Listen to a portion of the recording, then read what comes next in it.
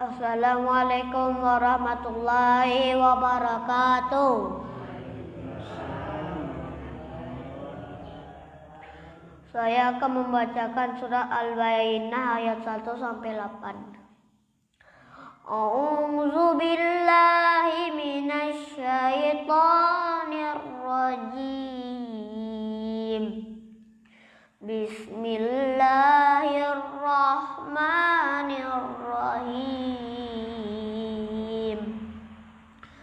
Lam yakunil ladzina kafaru min ahlil kitabi wal musyrikina munfakina hatta ta'tiyahumul bayyinah.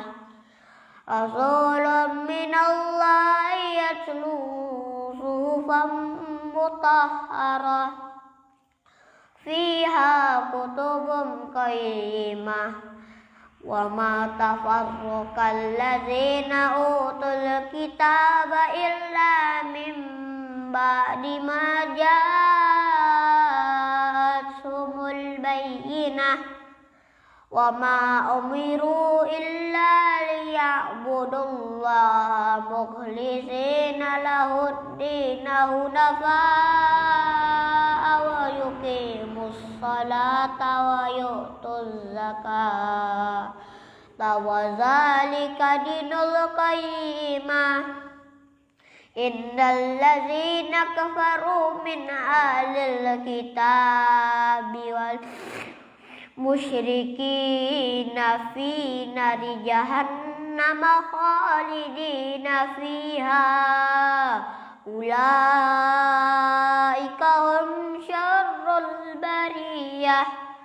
Innal ladzina amanu wa amilus solihati ulaika hum khairul bariyah. Jazaohum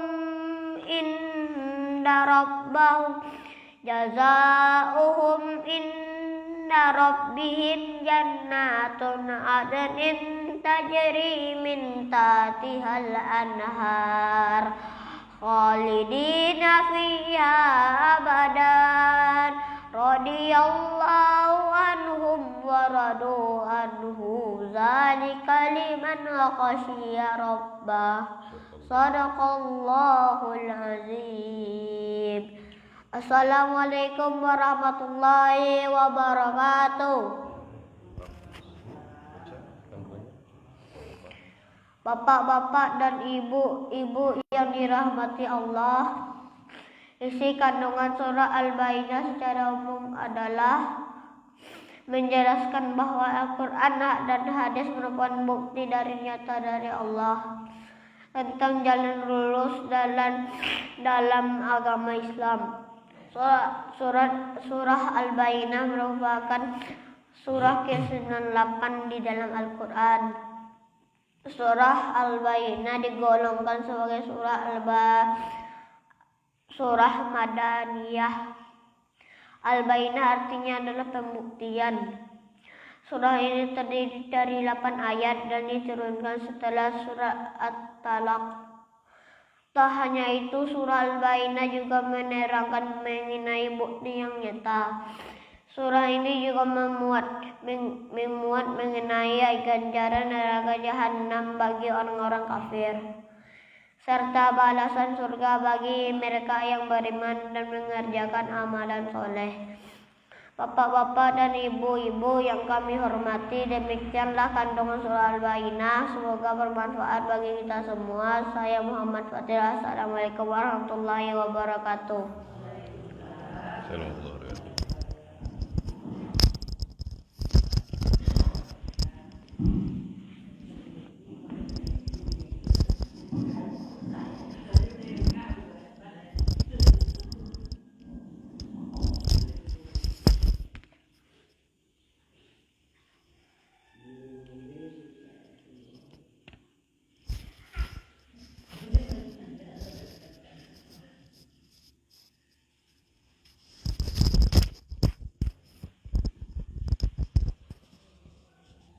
Baik, jazakallah Ustaz Fatir. Bismillahirrahmanirrahim. Assalamualaikum warahmatullahi wabarakatuh. Hamdan wa syukran lillah, salatan wa salamun ala rasulillah, sallallahu alaihi wa la syarika lah. Wa asyhadu anna Muhammadan abduhu wa rasuluhu la nabiyya ba'dah. Amma ba'du. Alhamdulillah, segala puja dan puji hanya untuk Allah semata, selayak keagungan wajahnya dan kebesaran kuasanya. Hari ini atas izin Allah, kembali Allah bangunkan kita dari tidur kita, dan Allah izinkan kita melangkahkan kaki menuju tempat ini. Mudah-mudahan setiap langkah bernilai ibadah, dan setiap desah nafas mudah-mudahan Allah ganti dengan sejuta kebaikan dan amal kebaikan insyaallah. Pagi ini kita berterima kasih kepada Allah Subhanahu wa taala. Kita bermohon pada Allah, ya Allah, jadikan setiap apa yang kami lakukan senantiasa jadi ibadah di sisi-Mu, ya Allah. Ya Allah, tolong bimbing kami, ya Allah, agar senantiasa sibuk bertaubat padamu, sibuk memperbaiki diri. Dan tolong, ya Allah, jauhkan kami dari kesibukan yang sia-sia, kesibukan yang membicarakan aib orang, membicarakan keburukan orang. Tolong bimbing kami, ya Allah, agar kami hanya sibuk padamu. Salawat dan salam kita kirimkan kepada Rasulullah junjungan Allah Muhammad sallallahu alaihi wasallam. Allahumma salli ala Muhammad wa ala ali Muhammad. Mudah-mudahan tercurah limpah segala keberkahan, rahmat, kasih sayang Allah buat junjungan kita, Nabi besar kita, Habibullah Muhammad Rasulullah sallallahu alaihi wasallam. Allahumma salli ala Muhammad wa ala ali Muhammad. Mudah-mudahan Allah Subhanahu wa taala izinkan kita, orang-orang yang banyak dosa ini, yang banyak lemahnya ini, banyak maksiat ini, kala bisa bertemu dengan Rasulullah dalam surganya. Amin ya rabbal alamin. Kaum muslimin wal muslimat rahimakumullah, para pemirsa dimanapun Anda berada, kembali pada pagi hari ini kami menyapa kita semuanya. Mudah-mudahan kita senantiasa dalam keadaan sehat walafiat bersama anak-anak kita dan orang-orang yang kita cintai. Insyaallah pagi ini kita akan menceritakan seorang sahabat Rasulullah yang subuhnya itu luar biasa. Ya. Dia senantiasa menjaga salat berjamaah 5 kali sehari semalam di masjid. Bapak Ibu tahu jaraknya berapa? Jarak dari rumah ke masjidnya itu perjalanan lebih kurang 3 jam. Masya Allah, saya ingin ceritakan itu. Seorang sahabat Rasulullah SAW bernama Sya'ban radhiyallahu anhu memiliki kebiasaan unik. Ya, namanya Sya'ban. Siapa namanya Bapak Ibu? Sya'ban. Mungkin dia lahir bulan Sya'ban kali. Namanya Sya'ban. Dia datang ke masjid sebelum waktu salat berjamaah. Dia selalu mengambil posisi di pojok tuh. Di pojok.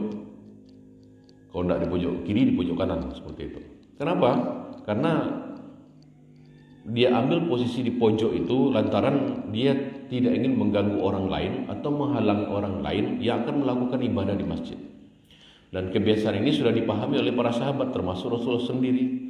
Kalau yang di paling pojok dipastikan itu adalah Sya'ban. Seperti itu. Itu kebiasaannya Sya'ban. Ada kebiasaan uniknya.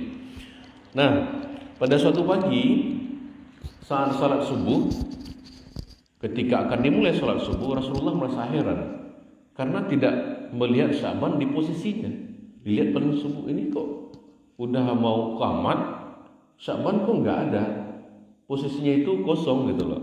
Nah, Rasul bertanya kepada para jamaah yang hadir, apakah kalian tahu atau apakah kalian melihat Sya'ban? Kata Rasulullah. Nggak ada seorang pun yang jawab. Semua sahabat yang lain diam, jemaah yang lain diam, nggak ada yang tahu di mana Sya'ban. Nah, salat subuh sengaja ditunda sebentar. Kenapa ditunda? Rasulullah berharap Sya'ban datang. Ditunda sebentar.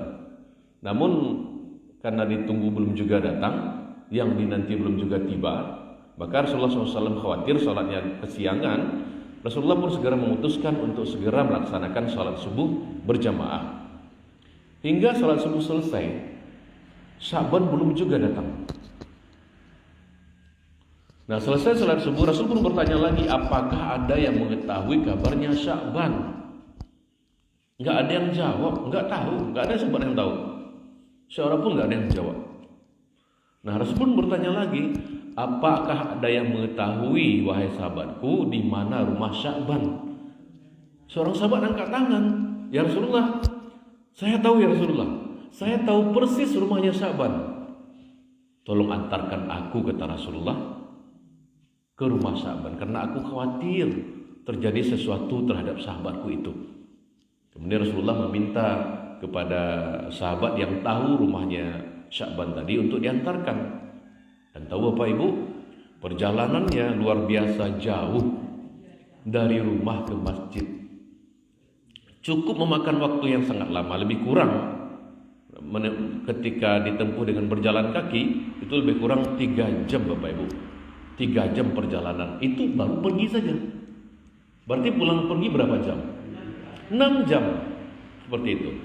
Akhirnya Rasulullah sampai di rumah Sya'ban pada waktu sholat duha. Jadi seperti biasa kita selesai sholat subuh, Rasulullah langsung ke rumah Sya'ban. Perjalanan 3 jam sampai di rumah Sya'ban itu udah jam lebih kurang jam 9. Kira-kira waktu duha. Jadi sampai di rumah Sya'ban, beliau mengucapkan salam, Assalamualaikum, dan keluarlah seorang wanita sambil membalas salamnya, Waalaikumsalam warahmatullahi. Bertanya Rasulullah, benarkah ini rumah Sya'ban? Iya benar, ini rumah Sya'ban, kata Rasulullah. Ini rumah Sya'ban dan saya istrinya, jawab wanita tersebut. Bolehkah saya menemui Sya'ban? Pagi ini saya tidak menemukannya dia di masjid. Dengan berlinang air mata, istri Sya'ban menjawab, beliau meninggal pagi tadi ya Rasulullah. Inna lillahi wa inna ilaihi raji'un, kata Rasulullah serentak menjawab dengan sahabat yang menunjukkan jalan ke rumah Sya'ban tadi. Bapak Ibu, satu-satunya penyebab Sya'ban tidak hadir salat subuh berjamaah dan salat 5 waktu yang lainnya adalah karena ajal telah merenggut nyawanya. Pertanyaan untuk kita semua, kita tidak hadir sholat ke masjid karena apa Bapak Ibu? Dan sudah berapa kali kita tidak sholat subuh di masjid? Pertanyaannya, apakah menunggu ajal dulu baru kita melaksanakan kewajiban kita? Kalau udah ajal datang apalagi Bapak Ibu? Semua sudah ditutup, pintu taubat pun sudah ditutup, semua lembaran kehidupan itu ditutup. Tidak ada lagi amal. Ketika kematian sudah datang, tak bisa lagi berlama-lama sujud Bapak Ibu. Ketika kematian datang, tak bisa lagi sedekah. Ketika kematian datang, tidak ada lagi sholat, tidak ada lagi. Semua sudah berakhir. Sementara Bapak Ibu, Sya'ban sudah memberikan contoh tauladan kepada kita bahwa ternyata ajal saja yang membuat dia tidak sholat jamaah. Allahu Akbar. Malu rasanya Bapak Ibu. Malu rasanya diri kita yang bukan siapa-siapa, bukan sahabat Rasulullah. Kita yang hidup jauh setelah Rasulullah wafat. Kita bukan siapa-siapa Bapak Ibu. Dan tidak ada jaminan kelak di akhirat itu tempat kita di mana? Surgakah atau neraka? Hari ini kita sibuk membicarakan aib orang. Di mana-mana kita duduk yang kita bicarakan kekurangan orang. Sementara bisa jadi orang-orang yang kita bicarakan kurangnya, dia sibuk dengan taubatnya. Dia sibuk memperbaiki diri. Dia sibuk berupaya mengukir amal sebanyak mungkin, kebaikan sebanyak mungkin. Sementara kita sibuk membicarakan aibnya. Siapa yang rugi? Siapa yang untung Bapak Ibu? Yang rugi siapa? Kita. Yang untung orang yang kita bicarakan aibnya. Kita berlindung kepada Allah Subhanahu wa taala. Karena dalam Al-Hujurat ayat 12 Allah sudah jelaskan pada kita Bapak Ibu, betapa kita enggak boleh sakwasangka, betapa kita tidak boleh menggunjing. Itu bukan hadis, itu Al-Qur'an. Al-Hujurat ayat 12. Boleh silakan dibuka. Ya ayyuhallazina amanu, hai orang-orang yang beriman, janganlah kamu bersakwasangka. Janganlah kamu menggunjing, janganlah kamu mencari-cari kesalahan orang, aib orang, kejelekan orang. Maukah kalian, jijikkah kalian, kata Allah, ketika kita memakan bangkai saudara kita sendiri, meninggal adik kita, kakak kita, makanlah bangkainya itu. Jijik bukan, kata Allah? Jijik enggak kira-kira? Jijik. Nah, beberapa saat kemudian kita lanjutkan cerita yang tadi ya. Istri Sya'ban radhiyallahu anhu bertanya kepada Rasulullah, "Ya Rasulullah, ada sesuatu yang jadi tanda tanya bagi kami Rasulullah. Ketika menjelang kematiannya, dia berteriak 3 kali. Dengan masing-masing teriakan disertai satu kalimat. Kami enggak paham ya Rasulullah. Apa saja kalimat yang diucapkannya, kata Rasulullah? Dalam masing-masing teriakannya itu dia mengucap kalimat, aduh, kenapa tidak lebih jauh? Itu kalimat pertama. Kalimat yang kedua, aduh, kenapa tidak yang baru? Kalimat yang ketiga, aduh, kenapa tidak semuanya? Begitu jawab istri Sya'ban. Dan istri Sya'ban gak ngerti maksudnya piye gitu loh. Maksudnya apa ya Rasulullah, gak ngerti. Rasulullah pun melantunkan ayat Al-Quran surat Al-Kahf ayat 22. A'udzubillahi samil alim minasyaitonir rajim. Bismillahirrahmanirrahim. Laqad kunta fi ghaflatin min haza fakashafna anka ghita'aka fabasharukal yawma hadid. Artinya sesungguhnya kamu berada dalam keadaan lalai dari hal ini, kata Rasulullah menyampaikan ayat Al-Quran Al-Kahf ayat 22. Maka kami singkapkan daripadamu hijab yang menutupi matamu, maka penglihatanmu hari itu amat tajam.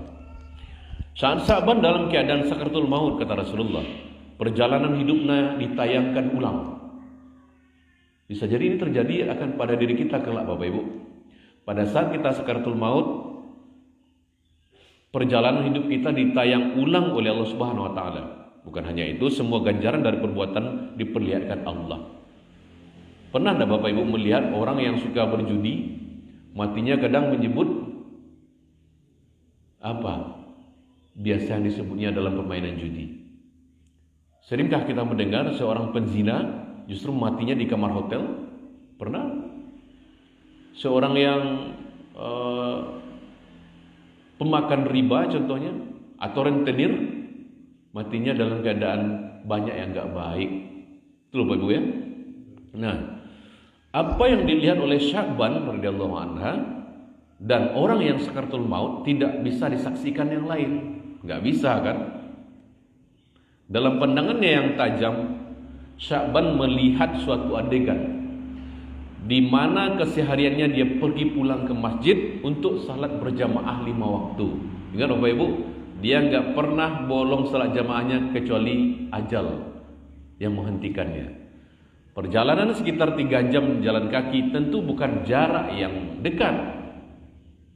Dalam tayang itu pula Sya'ban diperlihatkan pahala yang diperolehnya dari langkah-langkahnya ke masjid, ujar Rasulullah. Dia melihat seperti apa bentuk surga yang dijanjikan sebagai ganjaran. Saat dia melihat, dia berucap, aduh, mengapa tidak lebih jauh? Itu tadi ya kalimatnya ya. Dia melihat surga. Timbul penyesalan dalam diri Sya'ban. Mengapa rumahnya tidak lebih jauh supaya pahala yang didapatkan lebih banyak, lebih indah. Bisa dipahami Bapak Ibu? Padahal berapa jam tadi?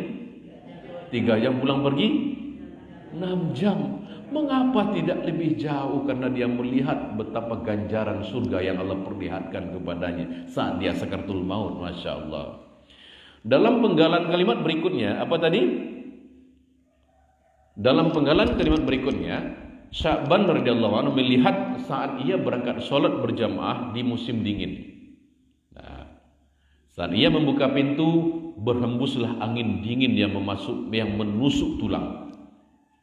Dia masuk ke dalam rumahnya, dia mengambil satu baju lagi untuk dipakainya. Berarti berapa bajunya? 2. Dia memakai 2 baju. Sya'ban memakai pakaian yang bagus di dalam dan yang jelek di luar, yang butut, yang jelek di luar. Dia berpikir jika kena debu tentu yang kena bagian luar, dan dia bisa sampai ke masjid, dia buka sampai di masjid, kemudian dia pakai yang baru untuk sholat yang lebih bagus, baju yang lebih bagus untuk sholat. Ketika dalam perjalanan Bapak Ibu menuju masjid, dia menemukan seseorang yang terbaring kedinginan dalam kondisi menggenaskan dalam perjalanan ke masjid. Sya'ban pun iba dan segera dia membuka bajunya yang paling luar. Yang paling luar bagus apa jelek? Jelek. Lalu dipakaikan kepada orang yang kedinginan tersebut. Kemudian dia memapahnya ke masjid agar dapat melakukan sholat subuh berjamaah. Orang itu pun selamat dari mati kedinginan.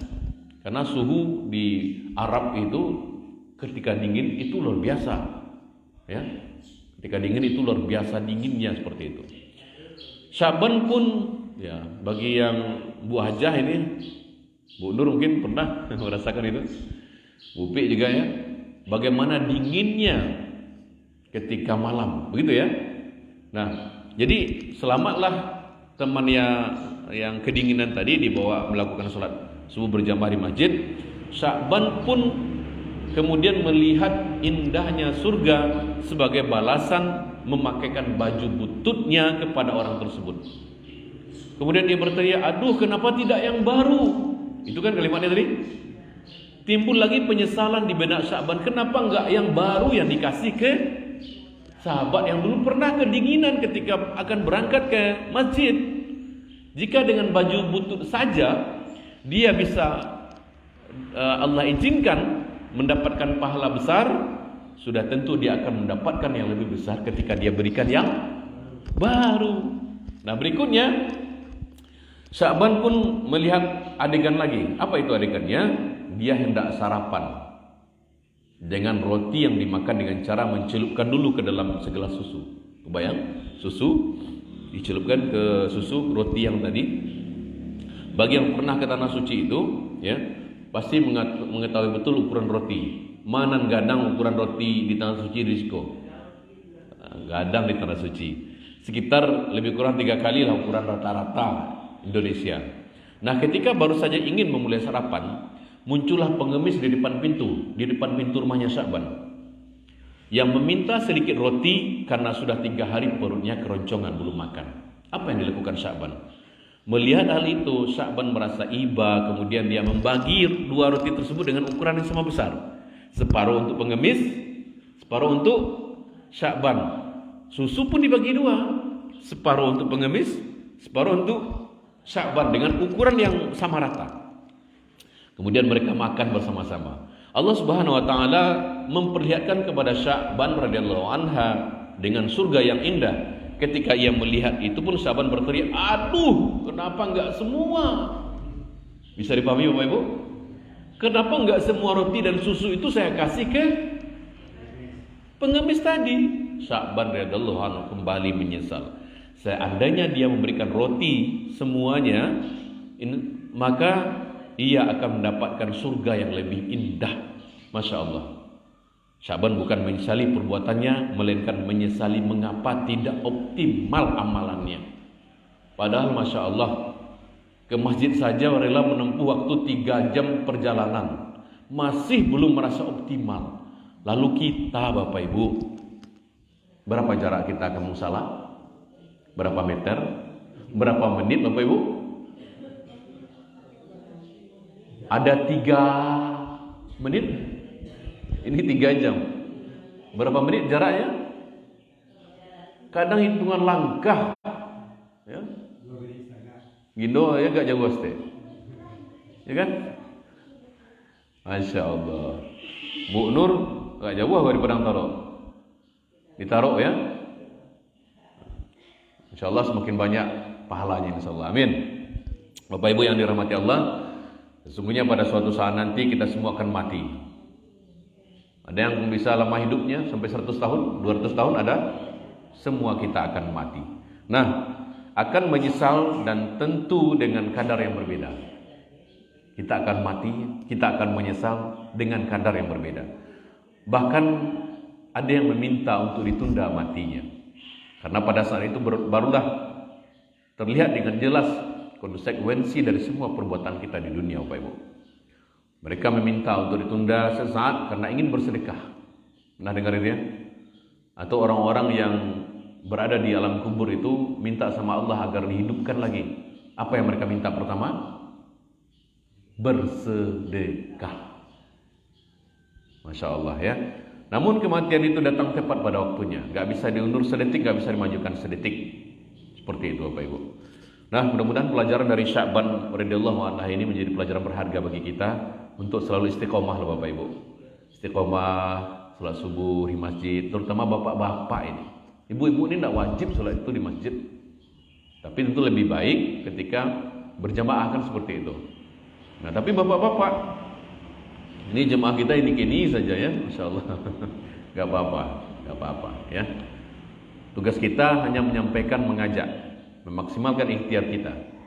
Namun ketika mereka mau atau tidak, itu urusan mereka dengan Allah. Nah, jelas hari ini mari kita azamkan dalam diri kita sendiri, sibuk ngapain? Taubat. Sibuk taubat dan perbaiki diri dan berupaya menghindari membicarakan aib orang. Karena itu hanya akan menghabiskan amalan-amalan kita. Sibuklah memperbaiki diri, sibuklah memperbaiki kualitas ibadah. Mudah-mudahan pada suatu hari nanti saat kita harus kembali pada yang punya, saat kita harus pulang kembali ke hadirat Allah Subhanahu wa taala, mudah-mudahan kita pulang dalam keadaan husnul khatimah. Mari kita tutup dengan doa Bapak Ibu. Sama-sama kita rundukkan kepala kita. Kita berdoa kepada Allah Subhanahu wa taala. Para pemirsa di rumah juga boleh sama-sama kita rundukkan kepala kita. Kita tidak tahu Bapak Ibu doa yang pada saat kapan Allah akan kabulkan. Mudah-mudahan doa pada subuh kali ini. Astaghfirullahalazim allazi la ilaha illa huwal hayyul qayyum wa atubu ilaih. Astaghfirullahalazim allazi la ilaha illa huwal hayyul qayyum wa atubu ilaih. Astaghfirullahalazim allazi la ilaha illa huwal hayyul qayyum wa atubu ilaih. A'udzubillahi samil alim minasyaitonir rajim. Bismillahirrahmanirrahim. Alhamdulillahirabbil alamin wal aqibatu lil muttaqin. Wassalatu wassalamu ala asrafil anbiya wal mursalin wa ala alihi washabi Rasulillah ajmain. Allahumma ya Allah, wahai yang Maha tahu segala isi hati, wahai yang Maha melihat, wahai yang Maha menatap, wahai yang Maha menyaksikan. Pandanglah kami ya Allah. Kami hamba-Mu, anak-anak hamba-Mu, menendahkan tangan mohon padamu ya Allah. Ampuni ya Allah sebanyak apapun dosa-dosa kami. Ampuni segelap apapun masa lalu kami. Ampuni ya Rabbi. Allah, wahai yang menggenggam jiwa-jiwa kami, kami mohon padamu ya Allah, kalau sekiranya pagi ini ada di antara kami yang sedang dirundung masalah, maka tolong ya Allah, bantu mereka menyelesaikan masalahnya ya Rabbi. Kuatkan bahu mereka, ikhlaskan hati mereka untuk ridho dengan ketetapan-Mu. Allahumma ya Allah, kalau sekiranya pagi ini ada di antara kami yang sedang tidak tenang hatinya, sedang gelisah batinnya, resah hidupnya, maka tolong ya Allah, tolong ya Rabbi, karuniakan hati yang tenang kepada mereka. Allahumma ya Allah, kalau sekiranya ada di antara kami pagi ini yang sedang sesak nafasnya, dililit hutang piutang, maka tolong ya Allah, lunaskan hutang mereka dengan cara-Mu ya Rabbi. Engkau mampu membuat bumi mengitari matahari, akan sangat mudah bagimu melunaskan hutang-hutang kami ya Rabbi. Rabbana hab lana min azwajina wa dzurriyyatina wa qurrata a'yun waj'alna lil muttaqina imama. Allah, kalau ada di antara kami hari ini punya anak tapi enggak patuh, enggak nurut, suka ngelawan sama orang tuanya, maka tolong ya Allah, hunjamkan kelembutan hati di jiwa anak-anak kami, agar mereka mau taat dan patuh pada kedua orang tuanya ya Rabbi. Allah, sebentar lagi Ramadan akan menjelang ya Rabbi. Kami mohon dengan sangat ya Allah, sampaikan umur kami pada Ramadan tahun ini ya Rabbi. Jadikan Ramadan tahun ini menjadi Ramadan terbaik dalam hidup kami.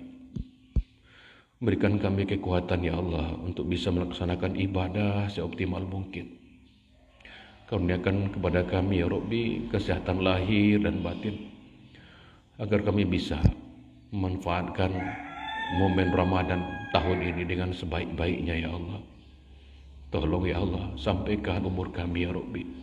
Rabbana atina fid dunya hasanah wa fil akhirati hasanah wa qina azabannar. Subhana rabbika rabbil izzati amma yasifun wa salamun alal mursalin walhamdulillah. Baik Bapak Ibu, kita tutup dengan doa kafaratul majlis. Subhanakallahumma wa bihamdika asyhadu an la ilaha illa anta astaghfiruka wa atubu ilaik. Assalamualaikum warahmatullahi wabarakatuh.